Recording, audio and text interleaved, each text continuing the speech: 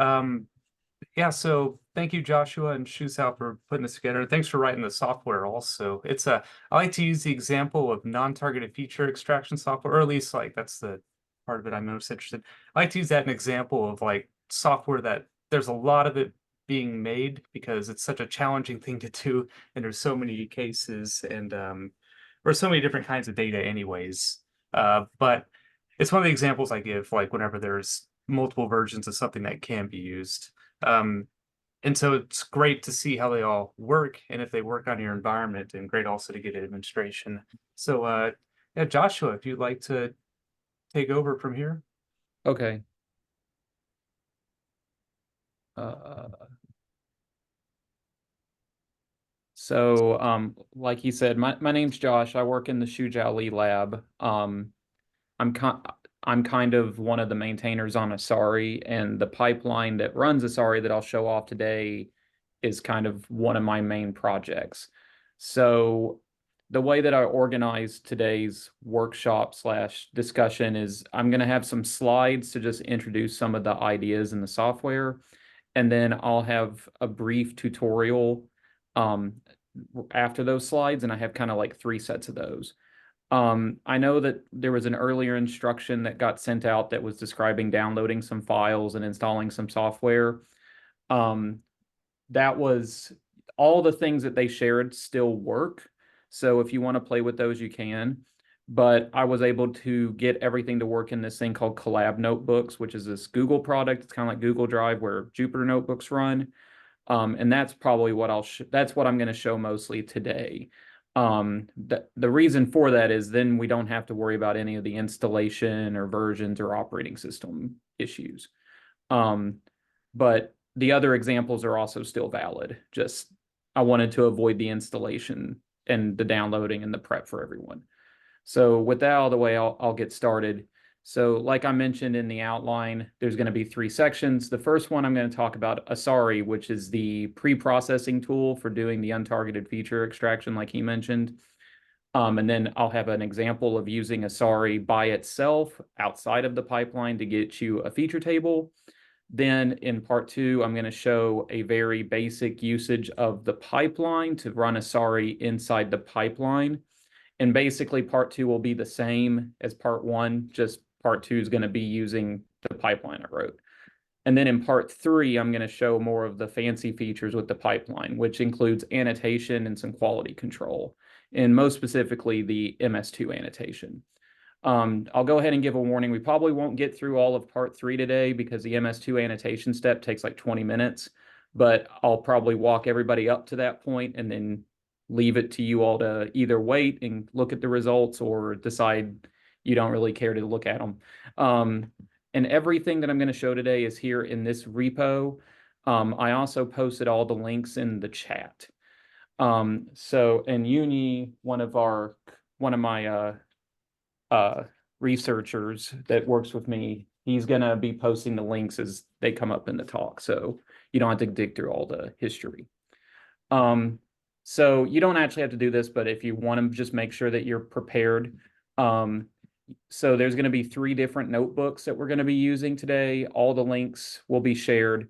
In order to use them, you just need to open the link and you're going to go to the collab page on Google. If you're not already logged into Google, you'll have to log into Google. But once you do, you'll see something that looks like this.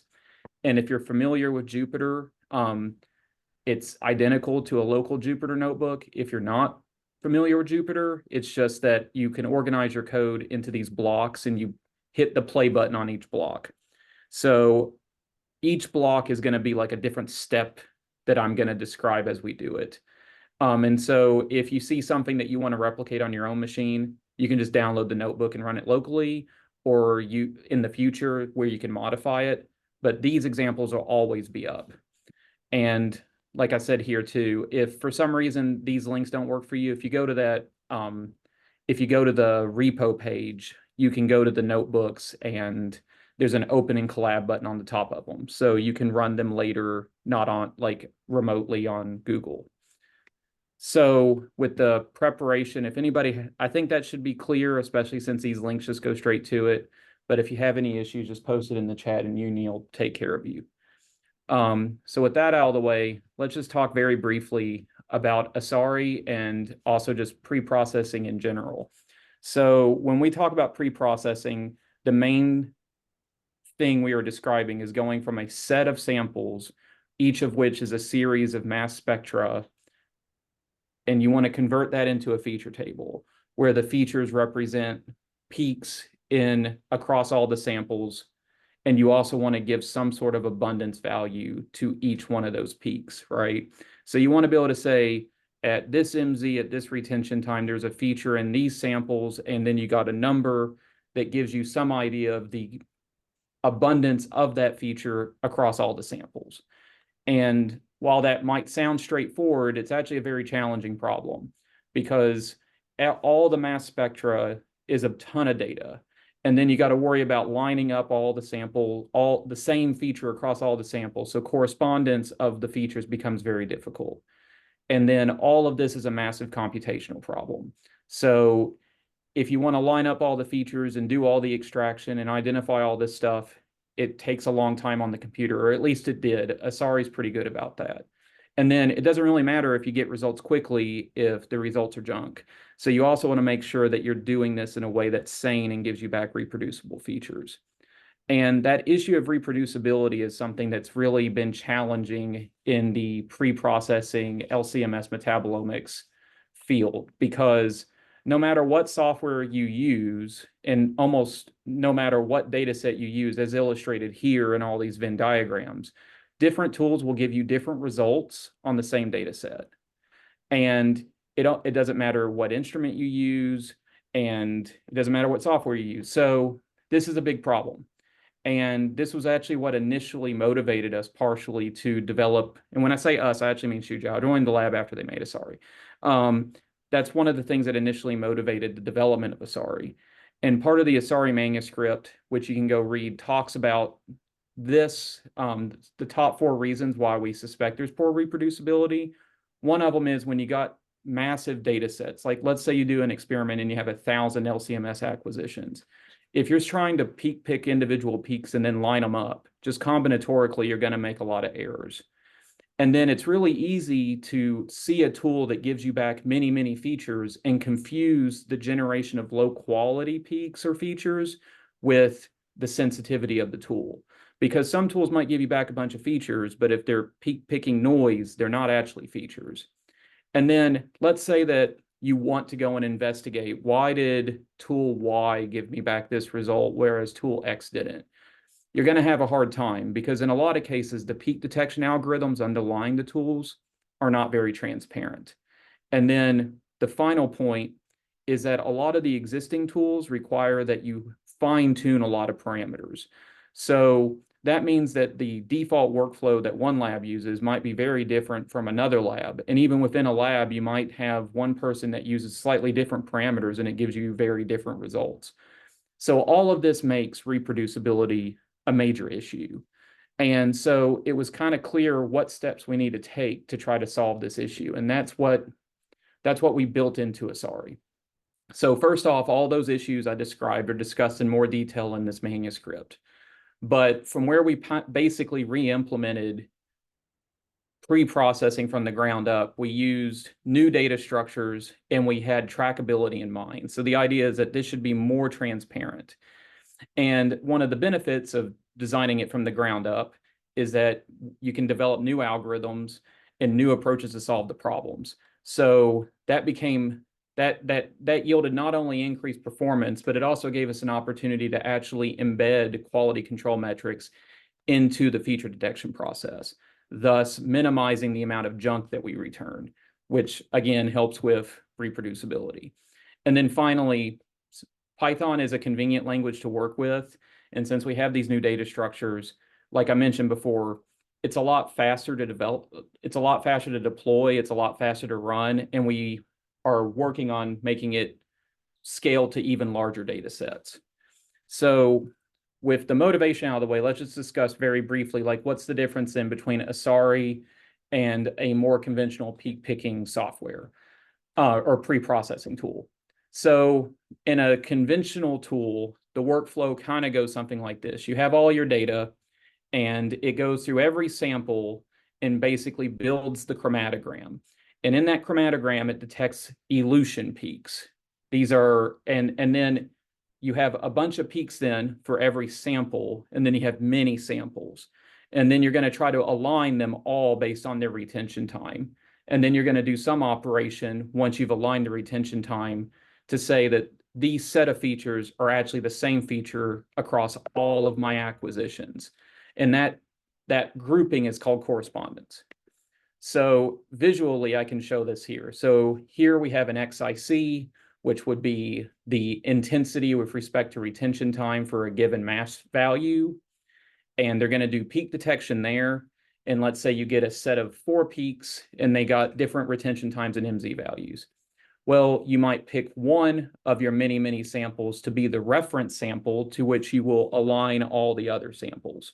So you have sample A over here. You can line up the features in sample A to the reference sample. And in this case, you had an extra peak or an extra feature that was in sample A that wasn't in the master list. So that becomes a new feature in the alignment or in the reference map that you're building. And this is just to show like where this process goes wrong. So let's say you have sample B. Well, sample B here, you can tell that it more or less should match exactly with sample A. But just because there was a little bit of MZ error, just a little bit of retention time error, one of the features that really is the same feature that was already in the reference map is not detected as such. And now you have failed correspondence. And so you basically now have a split peak or 2 features where you should have 1. So you can imagine the more times you do this procedure, the more features you have, the more you're going to make that mistake. So how could we solve that problem in Asari? Well, the main thing we can take advantage of is by observing that modern Orbitrap mass spectrometers, they have really good mass accuracy and resolution. So instead of trying to align MZ and retention time basically at the same time, trying to do the alignment in 2 dimensions, can we do one and then the other? So,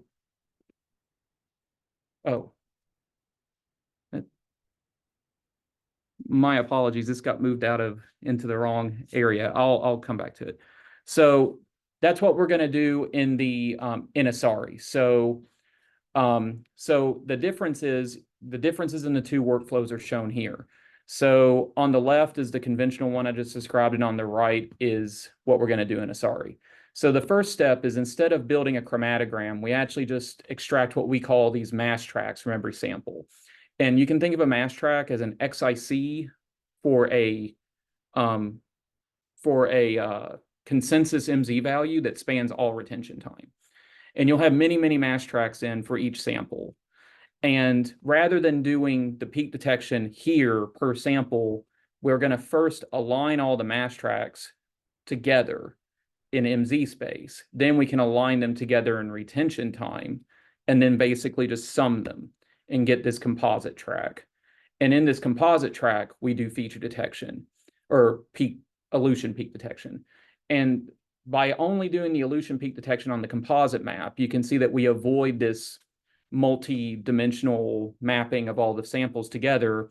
And from where you're only doing elution peak detection once, which is a time-consuming process, this becomes much, much quicker.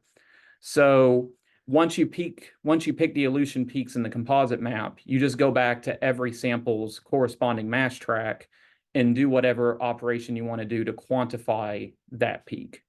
So this is much faster and avoids a lot of the problems that I just described with the conventional algorithms. So as I mentioned earlier, being fast doesn't matter much if you don't give good results. So here we're comparing Asari against some of the other tools on 2 ground truth data sets, where the blue bars are how many of the total validated features we detected, and the orange is how many we missed.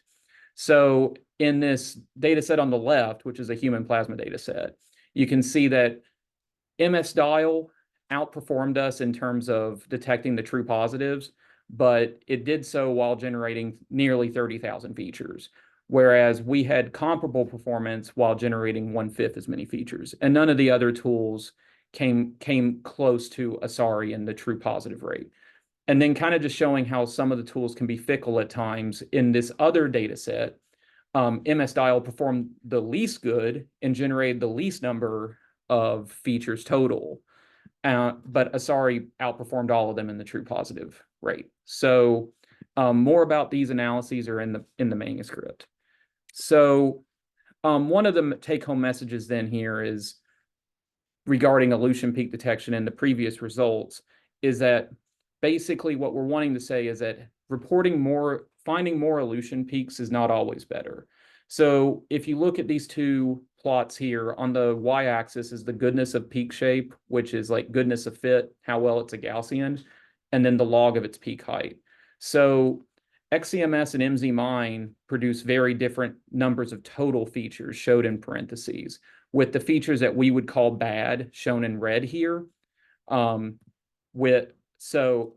most of the difference is actually those red features. And if you look at the number of features that are shared between the two tools or are high quality, the number is actually very comparable.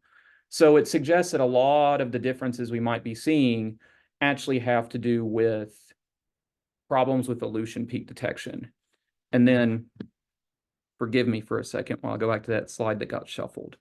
And then the second issue that the second thing we investigated was dealt more with the correspondence issues and mass selectivity. So let's say you have an Orbitrap mass spectrometer that has a 5 ppm mass resolution. So if you look at these features in XCMS and MZ-Mine, the ones that co-elute, their masses are within 5 ppm of each other. So there's actually no way that the instrument could have told those peaks together in the first place, or distinguish those peaks. So this is highly suggestive that this is an artifact due to correspondence. And so one of the things that we built into our feature detection software is this idea of mass selectivity, where we basically take the user specified mass accuracy or resolution of the instrument, and we explicitly model that so that we avoid this sort of problem. And now let me go back to where I actually was. So because of these built-in QC metrics, of which I mentioned the mass selectivity and others, like we have rules about the chromatographic selectivity, signal to noise ratio, peak shape, we generate a very reasonable number of total features, many of which are high quality. And it's worth noting here that in order to compare them to the other tools, we actually had to add a little fluff to the peak picking so that we could line them up with the features that are reported by other tools. So normally these low quality features that you see at the bottom, they're not even reported by Asari. They're not detected. This is all an artifact to make it able for us to do the comparison. And in addition to having a smaller number of high quality peaks, as I mentioned previously, the other benefit of this approach is that we get greatly improved performance. So on 800 samples, for instance, it goes from 10 minutes to do it in Asari to 1,000 minutes to do it in XCMS. And we use, roughly 1/5 to 1/2 of the memory, depending on the sample size. So with that out of the way, that's just a brief discussion of Asari. So now it's time for us to either take some questions or to do the first hands-on where I'll show you how to use Asari to generate a feature table. Great, thank you for that introduction. Does anyone have any questions before we get moving? Let's see. I'll put one. And Uni just posted the link to the first notebook. So let me pull it up. Give everyone a moment to pull it up if you want to follow along. I'll tell you that following along is mostly just clicking play. So it should be that easy. But yeah. Yeah, we're all adults. I'll let you decide if you want to do it, but I'll give you a minute in case you want to join in. So first, if you all know Python, this is all very, very familiar. So let's say you have a computer that you're wanting to run Asari on, if you have Python 3 installed and you have pip3 or pip, you should just be able to do this command and you'll get,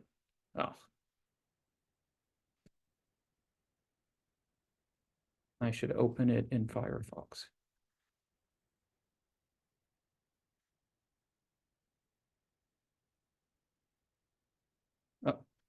Okay, so anyways, same notebook, different browser.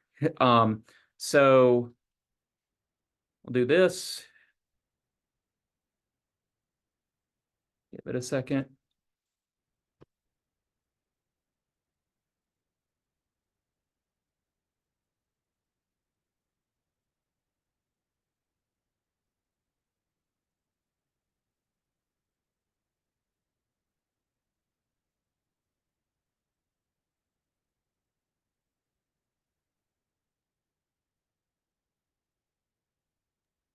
Yeah, and this is the first time I've used these collaboration notebooks or the what's it called? Google Colab? Yeah, This is very convenient, and this will probably make it in a lot of our future workshops too. yeah. Thanks to Uni for suggesting this. I had never heard of it, but it's impressive. So this just installed Asari, and the command that you would use on the command line is just Asari. So I'll show that in a second. So the other thing is we need a data set to play with. So this data set is a set of a small set of human plasma samples acquired in helix positive mode on an HFX, I believe.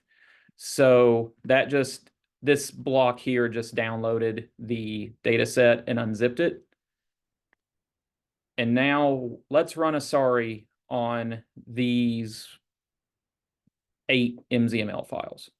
And a few caveats. Some of this, so you don't want to use mixed ionization mode. So you can't, if you give Asari a directory of MZML files, half of which are positive and half of which are negative, you're going to get some nonsense. So one ionization mode, and it assumes a mass accuracy of 5 ppm and positive ionization mode by default. So you can change this by passing optional parameters. So for example, if it was a negative mode data set, you would do that. Or maybe you have a TOF and you want to use 25 ppm instead of 5. That's all you have to do. This is all documented on the Asari repository, which I also shared the link to. So just to give you an idea what's happening here. So here it's extracting all the MZML files, so those mass tracks. It selects a reference sample to do the alignment against, which you can also manually specify. And then this is it doing the mass and retention time alignment. So at this point, it's built all those composite mass tracks and then doing the peak detection on them. One thing I didn't mention in the Asari slides was that there is some annotation that's done in Asari. And based on those annotations, it will try to do some mass calibration, or at the very least tell you what the mass accuracy, or an estimate of the mass accuracy. Okay.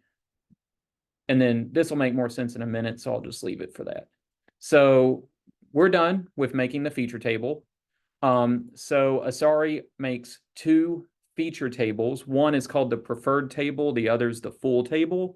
So the preferred table has some additional quality filtering on it, and the full table is basically every detected feature that we found.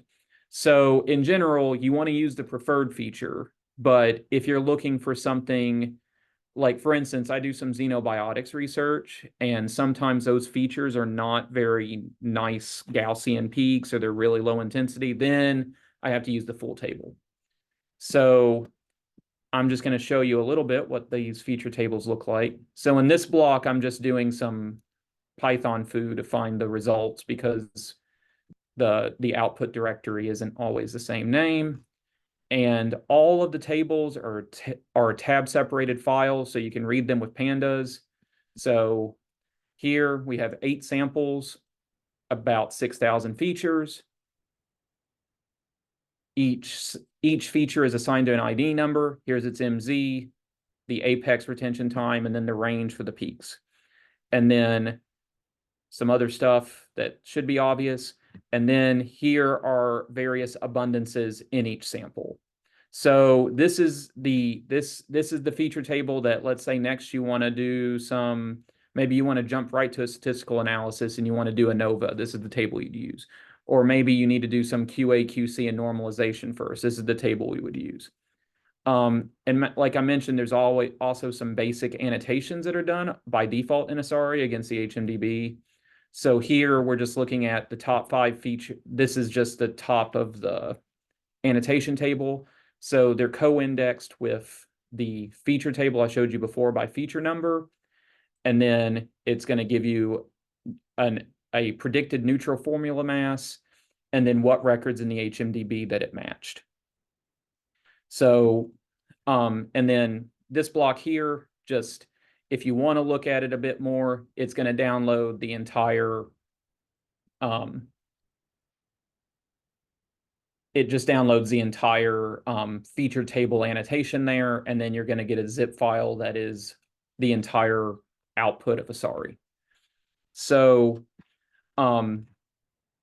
this notebook is very generic, so there's nothing stopping you from taking this notebook and running it on your own data set. The only thing is they need to be in MZML, and you need to have all your MZML files basically in one flat directory.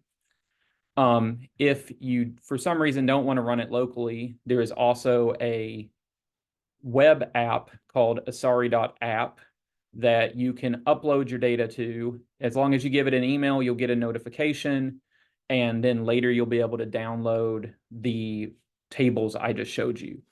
And the full instructions for doing that are actually shown here on the repository. So if you ever want to do this, use the web app, you can just go through step by step, and it will walk you through the entire process. And the data set that this is written for is called HCV029, which is the one that got sent out in the Google Drive.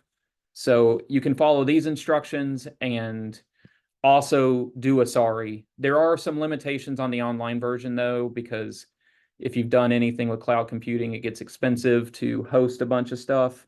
So you're limited to 1 GB of input files, but just ask us if you need help running it locally or on the web. So I could show you how to use the web app, but I'm going to make an assumption here. I think that maybe it'd be more interesting to show the pipeline, because this is a GUI that is step by step. So let me go back to the slides and I'll talk briefly about the pipeline. So this part's really short. So as I mentioned, Asari is a standalone app, and we also have a pipeline that basically wraps Asari up, and it's a step in the pipeline, because getting a feature table is often just the beginning of your analysis. So you can do everything I just did with the standalone tool in the pipeline. Now, the one caveat with using the pipeline, and this is partially a design decision on my part and maybe a design mistake that I need to make a little bit more user-friendly, is that you do have to have this metadata CSV file for that basically is a list of these are the sample names and these are their MZML file paths. So I will show you how to do that in the next notebook.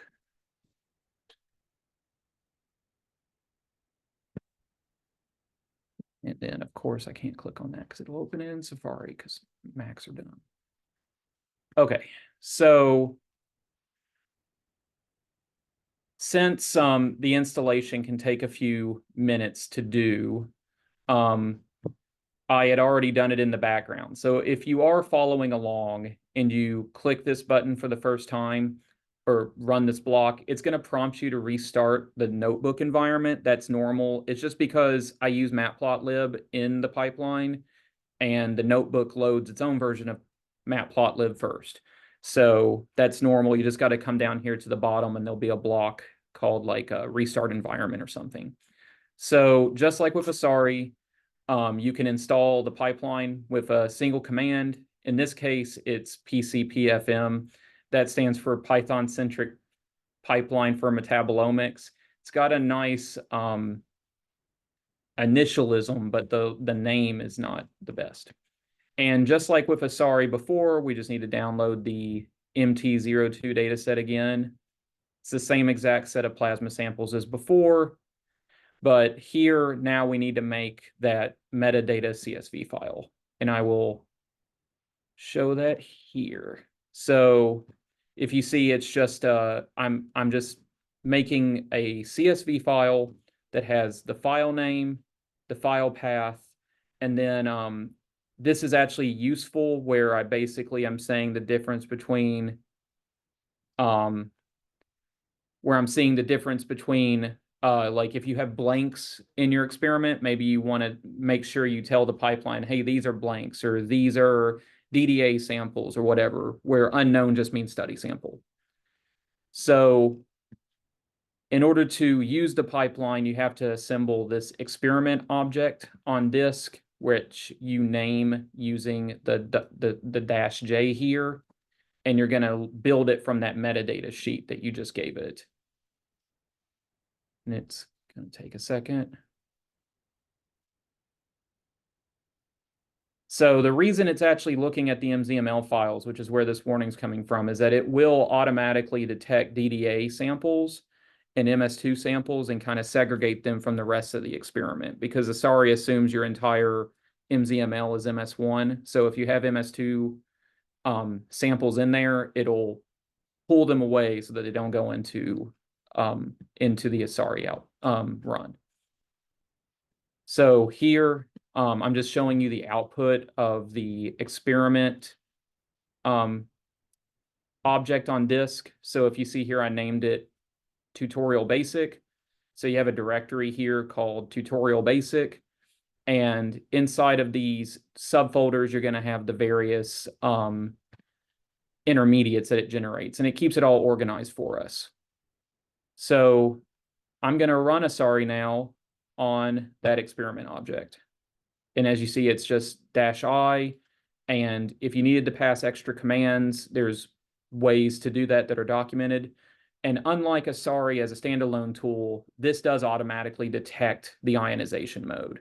So the pipeline will scan your files and infer if they're negative or positive. So it actually makes it easy for me because maybe I have 16 sets of acquisitions on the same set of samples. I don't need to worry about screwing up. Did I run it in negative mode when it was a positive mode sample or vice versa? And otherwise, all of this output is going to be identical to before.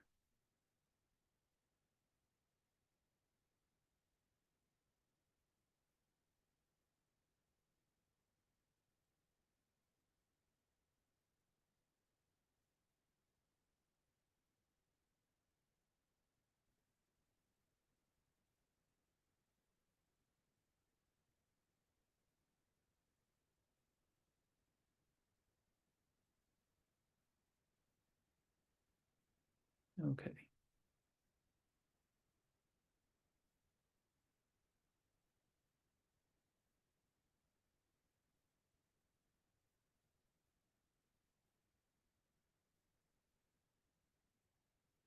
Okay, so just like before, it just ran Asari. And like I mentioned previously, you have different feature tables. So one nice thing about the experiment object and using the pipeline is it keeps everything organized, like I mentioned. So like the output from Asari is actually in its own folder, but there's this .json file that actually keeps track of where all the intermediates are. And it also keeps track of like all the commands that were executed to analyze the data set. So in this case, let's say I want to go repeat basically the little analysis I did previously, where I just show you how many samples and how many features there were. So I can load the experiment object because it's JSON, and then I can see that we now have the preferred and full feature tables, and I have the paths to them right here, and I'll just read them using pandas. Same as before, and just like this, just like previously, this downloads the feature annotation table and also downloads the experiment object for you to take a look at later. So in a lot of ways, using this to just run Asari is a bit overkill. But the point of the pipeline is not to just run Asari. It's also to do a variety of other things you need to do in an analysis. So let me go back to the slides unless there's more questions. And I can talk a bit about what the pipeline does, and then we can look at the last tutorial. Yeah, any questions from the audience?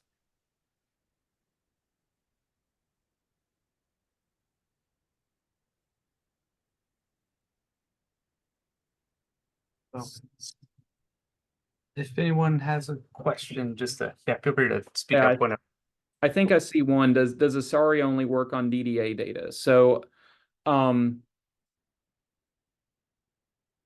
guess the assumption, any MS2 data set where you can map the precursor ion retention time and MZ back to the feature table, and then you get a single, like you get a spectrum that you can compare to the database should work. I only have tested it on DDA or DDA-like experiments. So if you're meaning something like SWAT or I'm blanking on what it's called. DIA, something where that assumption is not completely true, then you might be able to run it, but the result you get back might be nonsense.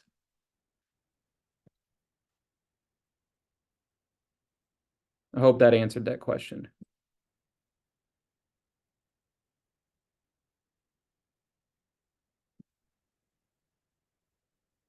Okay, so this is why you'd want to use the pipeline. So Asari is just the end of the data processing step or block, whatever you want to call it. And then you need to do various quality control things, and you also want to annotate the features so that you know what metabolites they might represent. And then let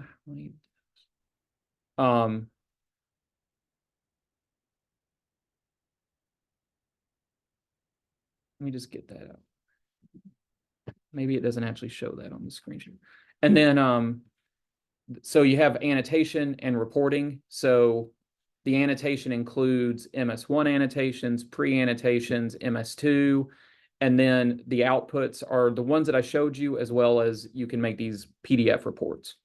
So let's just talk very, very briefly about annotation. So one thing that I want to go ahead and define is this concept of pre-annotation. Typically, when we talk about annotation, right, we're even if it's not strictly speaking this, we're always thinking about you want to assign it to a metabolite or to a compound. Pre-annotation is where we take the set of features and we try to infer what isotopologues and adducts they might represent. And then we want to group the features that we suspect belong to the same compound. And I'll show this more explicitly in the next slide. And pre-annotation is distinct from annotation because annotation in the pipeline is the mapping of features to metabolites, and I have varying degrees of confidence here. So level 1 is against authentic standards with or without MS2. Level 2 is MS2 similarity to database spectra, and then level 4 is just MZ matching to database entries. And these are organized by decreasing levels of confidence. Now, some people might have ion mobility mass specs, or they are looking at a specific biological system, and that information could really help annotation, but currently I don't use any of that in the current pipeline.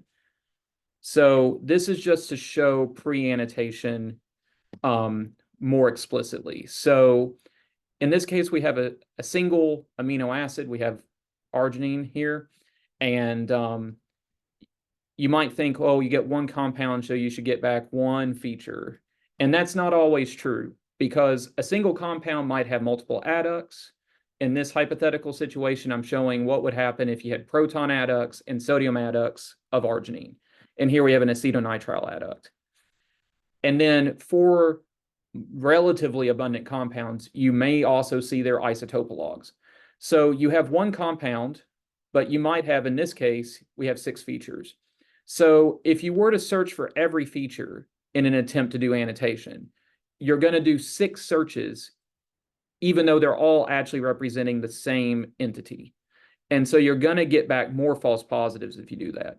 So what pre-annotation does is we try to infer these isotope and adduct labels, and we group them together into what we call an empirical compound. Then we can actually infer the neutral mass of that empirical compound based on these patterns, and then that is what we can query against the database. So we're combining information because we got 6 measurements effectively of the mass, right? And then we are also doing fewer queries total. So the idea is to get higher quality results by doing this. And so with that out of the way, let's just talk about the implementation. So pre-annotation is done using a tool that we developed called Kipu. An example of the grid that Kipu searches is shown here. So it searches for adducts and isotopologues. All of the MS2 operations in the pipeline use matchms. And then most of the numerical work is done with pandas and NumPy. And all of this, like I showed, is all packaged into a single Python package. So you don't have to worry about installing all these dependencies or anything. It does that all automatically. And then annotation is the thing that I'm most interested in. And this is just to show graphically what I was describing in the earlier slide. So here's a level 4, here's like the workflow for level 4 annotation. You do Asari, you get the feature table. You take Kipu on the feature table, and you get back an empirical compound. In this case, these are 3 features that I'll go ahead, spoiler alert, they're tryptophan.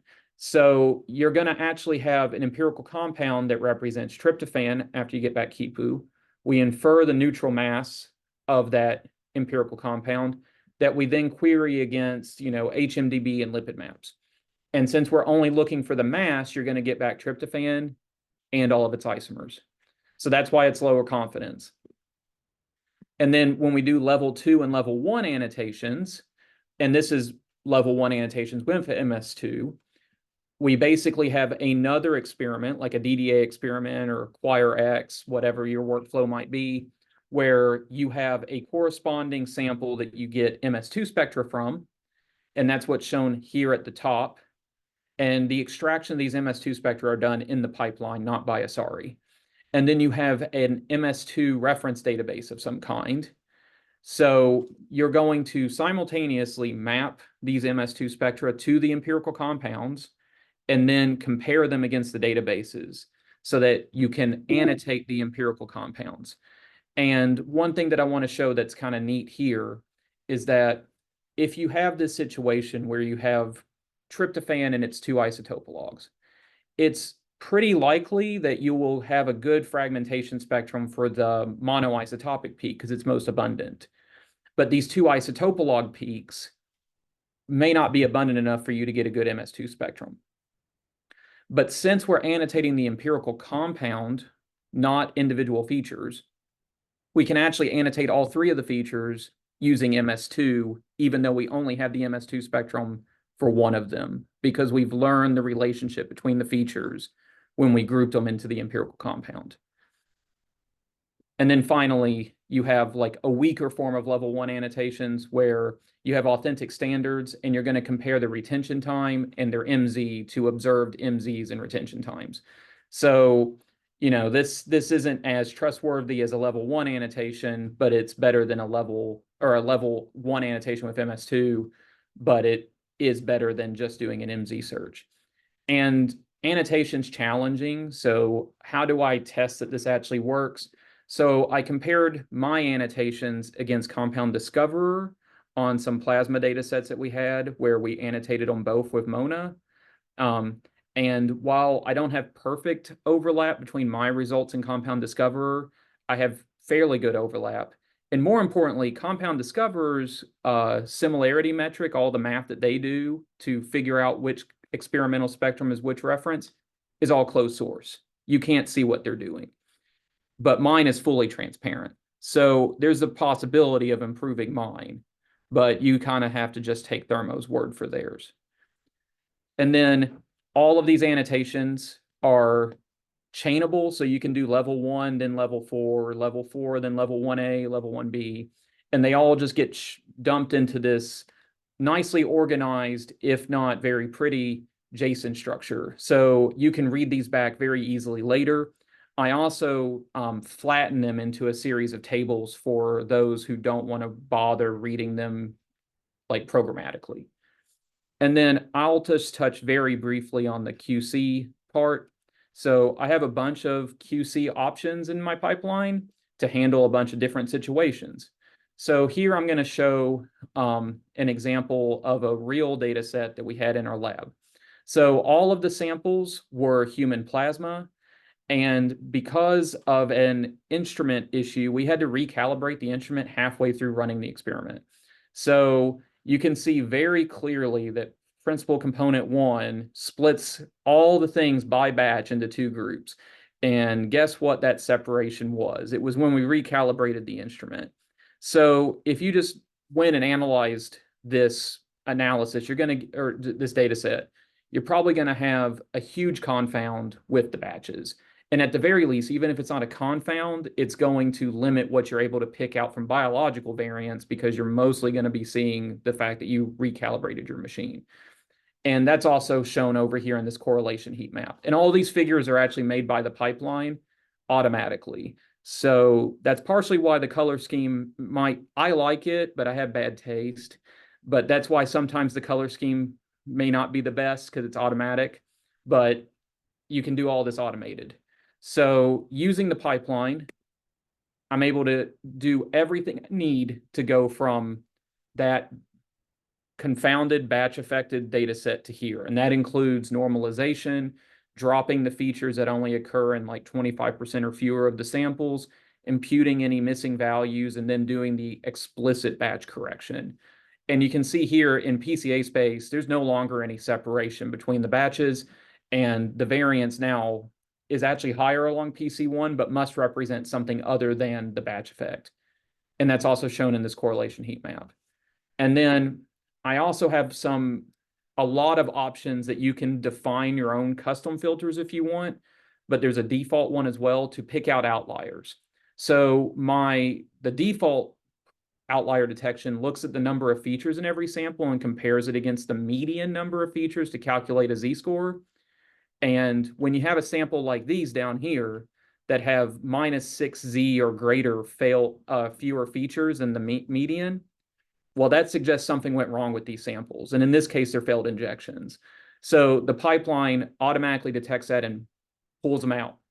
And like I said, all of this is like, if you want to use the defaults that I gave you, you can, but maybe you think that my default value, which in my case is 2.5z, is too aggressive or too conservative. You just write a very basic JSON file, and I provided templates, and you can use any of the QC QA metrics in the pipeline to drop samples however you want. And then I mentioned very briefly some of these example reports. So here's just some screenshots from one of the reports that I can generate from the pipeline. So you get this like front page that describes like, hey, this is what a feature table is. This is what an empirical compound is. And this is how many features I had and how many of them were annotated. And then for every feature table, you can make PCA, t-SNE plots, correlation heat maps, and they're just all in a big PDF. So if I need to do something very quickly, I have a default workflow, I pass it the MZML folder, and what I show to someone as the first pass of an analysis is typically stuff from these reports. And then I tested the whole pipeline on some previously published data. So here in this study from Anthony in 2021, they were comparing COVID recovered patients and healthy controls. And the main finding that they had there was you see a metabolic signature with COVID exposure, which my findings capitulate completely in this heat map on the left. But just to show like the difficulty of annotation, they attributed this to amino acid metabolism. And I found very few amino acids when I did the annotation. But most curiously, the features that I did find, my background is in medicine. And this was super exciting when I saw it, because the most significantly altered feature that I found had an annotation to this compound, which is 1,2-DPPC, which is 1,2-dipalmitylphosphatidylcholine, which is a major component of pulmonary surfactant. So while I found different annotations than they did, my annotation still made sense biologically. And unfortunately, this paper, they didn't talk a lot about how they did the annotation, so I can't dig down deeper. But I clearly am capturing the biological variance, and the significant features I'm finding, at least on the level I'm able to evaluate them, make sense. And then in a second experiment, this is from Bowen 2023, they were analyzing some xenobiotics by feeding sunitinib, which is a cancer drug, to cardiomyocytes and looking for their products. So these would be compounds that are not in any database, right? Or very few of them would be in a database because these are the metabolites of a drug. So using Asari, I can actually find the majority of the features that they annotated as metabolites of sunitinib. So on the left is in cell pellets, on the right is in media. So the preferred table, like I mentioned earlier, didn't find all of them here, but that's because these features tend to be broad and very low intensity. And in the media, the full table found all of them. But like I mentioned, this would be a good result, but more importantly, you can use the built-in tools in Asari to go and look exactly in the analysis, and you can actually go and zoom in on that mass track and see why then I find feature M2_2 in the full data set, because this figure here is made directly by Asari. And so it's easy to see, oh, I didn't find it because that peak is very broad. So I think this kind of shows, like, not only are the results good, but it illustrates how you can use the transparency we've built in to understand what it's doing. So I know we're short on time, so I can go very quickly through this final notebook. This was the one that I said we wouldn't finish anyways because the MS2 annotation takes a while. So And while it's loading, there's a question in the audience about Asari. Does it consider collision energies in MS2? it doesn't right now, but because I know Compound Discoverer, they recommended that we don't do it. But what I will promise you is I'll add an issue on the GitHub page when this is over, so I can add that flag to do it, because it's trivial to do that in MS2, or I mean in MatchMS. So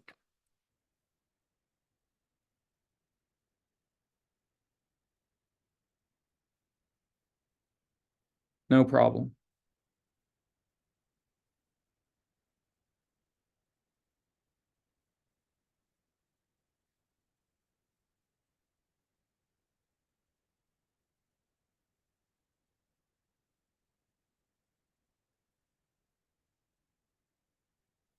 I don't know why it's wanting me to reinstall this. I'll tell you, collab is cool, but I do think sometimes it seems like things get out of sync. Either that or I didn't hit save at the end. Yeah. Okay.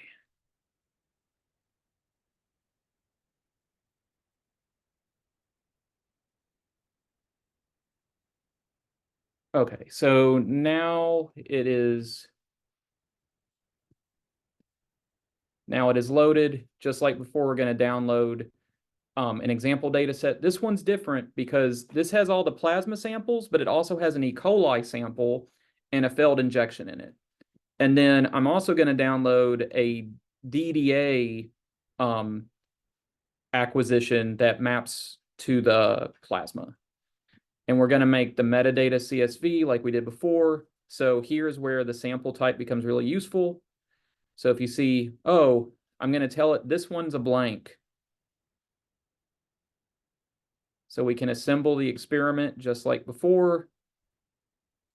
Also, collab is cool because it does some AI nonsense. And if you give it a pandas data frame, it'll recommend plots that you should make from it. Sometimes they're stupid, but sometimes they're good. So now we'll run Asari on the experiment object I just created. It's all very similar to before.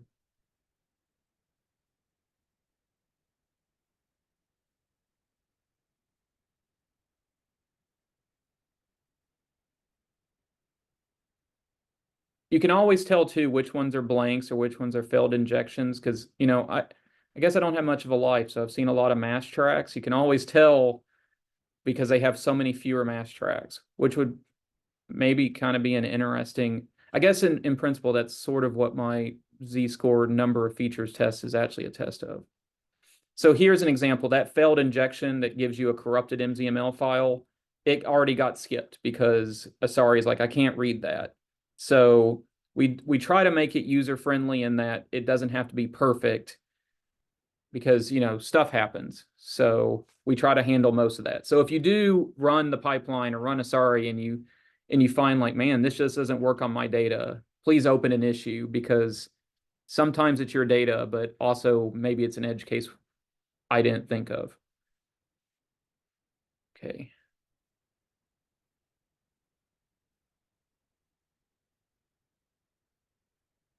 Oh, come on. And I guess I had a question too. What are the major, well, bottlenecks? Not that it's running super slow, especially compared to the state of the art, but what are the slowest parts of yeah, running Asari?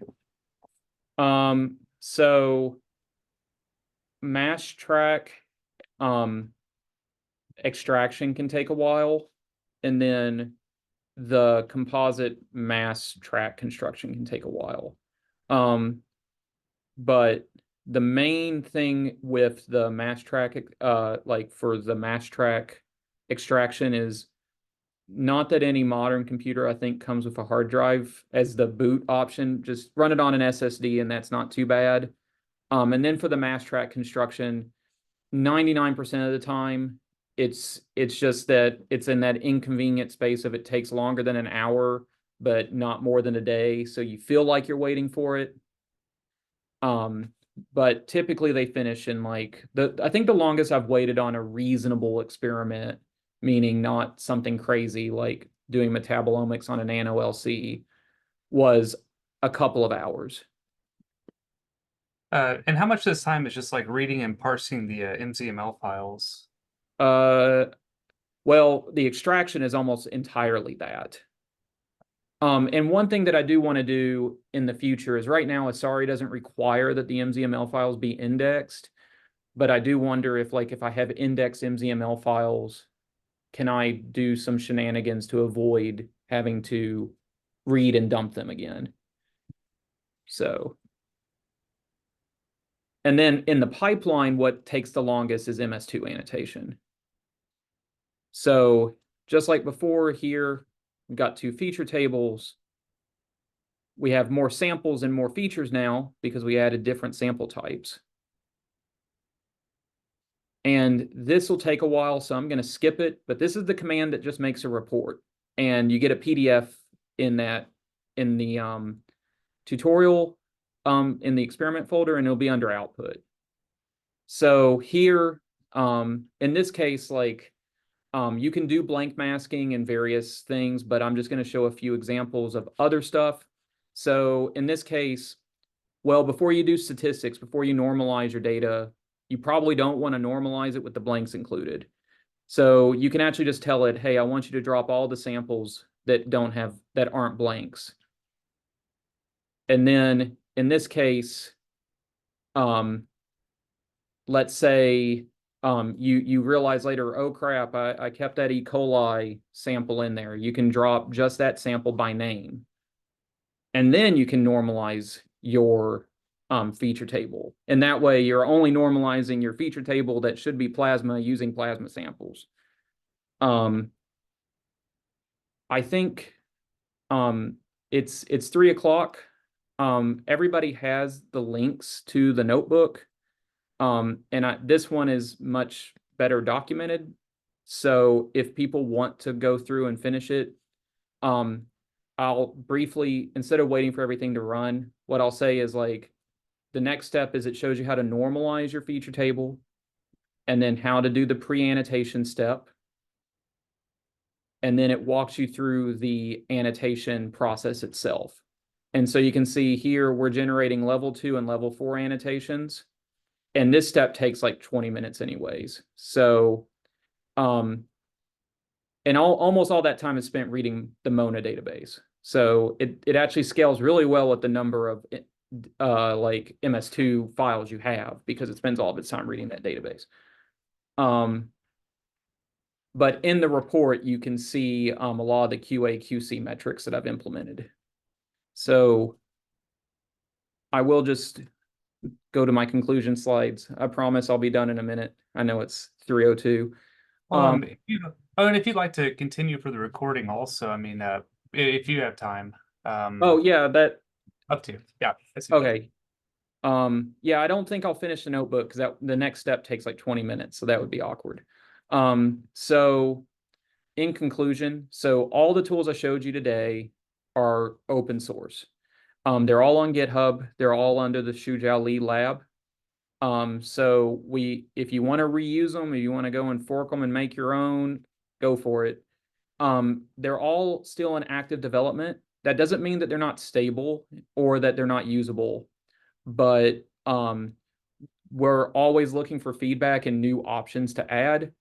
And if you want to contact us to get issues or you need help with something, you can email me directly. That's my email, or preferably use the issues on GitHub. What I would say is if it's just you're having a hard time running something and it may not be a code problem, it's like I keep doing this and Python gives me this warning. That's probably more an email me if you think it's a specific thing, or if it's like, man, why didn't you implement my favorite way to normalize my feature table? That's an issue. So and the tutorial that I showed you today is here, which I know I've already shown you, and some related work, and the pipeline itself is discussed in a preprint that we submitted earlier this month. So you can go check that out if you want to read some more and see some more examples of its use. And then just acknowledgements. There's a number of people in our lab. So my PI is Shuzhao. Uni's been posting the links in the chat. He's the other data scientist with me. All the data that I still haven't fixed his name. Dang it. It was produced by Shujin and Maheshwar. And Ming Hao's another analyst in our lab. And then we work with some people here at JAX, the Robson group, and then some non-JAX people, Stephen Barnes and Landon Wilson, who work with him. They've been really helpful in testing out the pipeline, or not the pipeline so much, but Asari. And then Jeff Xia and Li Shu, they work with that's Metaboloanalyst. And we work with them some, so we kind of hope that the outputs from the pipeline will be able to go straight into Metaboloanalyst in the near future. So it might be you have a collab notebook, you download some files, you put them in Metaboloanalyst, and you have all your figures. That's maybe a dream, but that's what I'm hoping for. And then we're all here at the Jackson Lab for genomic medicine, and this is the one that's in Farmington, not the one that's in Maine. They don't make any mice here. And then, of course, our funding. So I guess thanks, everyone. And if anybody has questions, feel free to ask. And I saw the comment about Anaconda. So I have an open issue right now. I know it should be easy. I just haven't gotten around to doing it. Great. Thank you, Joshua.